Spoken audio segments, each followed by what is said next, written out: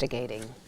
New at 5, a Warren County woman convicted of abusing her newborn daughter's corpse after she gave birth and buried the infant's remains in her backyard wants her conviction sealed. And we're talking about Brooke Skylar Richardson. Newsletter 7's John Bedell covered Richardson's legal saga for years, including covering her trial in 2019. He joins us live in the News Center now. And John, you uncovered what Richardson and her lawyer are asking for in a new court filing. Here it is right here, James and Cheryl. It is a motion to seal. That means Richardson essentially wants the court records tied to her conviction of a felony charge of gross abuse of a corpse to no longer be public.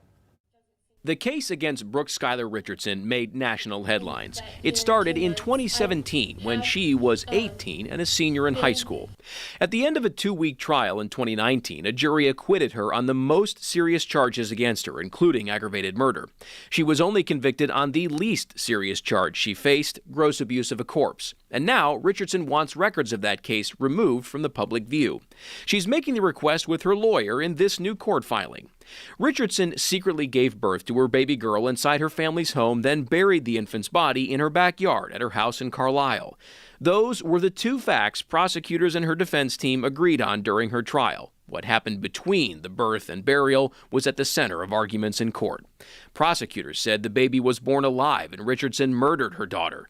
Richardson said the baby was stillborn and she buried the remains. In the end, only that gross abuse of a corpse conviction and a sentence of 3 years probation. I was there in November 2020 when a judge ended her probation early. These days, Richardson is 23 and asking a judge to seal her felony conviction, meaning the public could not see court records tied to the case. In the new court filing, Richardson's lawyer writes there are no criminal proceedings currently pending against Miss Richardson, and the interests of defendant in having the official record of this case sealed outweigh the legitimate needs, if any, of the state in maintaining such records. Prosecutors can and will respond with their own court filing. Warren County Prosecutor David Fornshell told me today, I have not reviewed the motion yet. Any comment I would make would be in a response.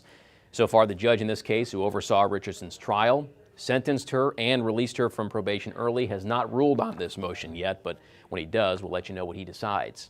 Live in the News Center, I'm John Bedell, News Center.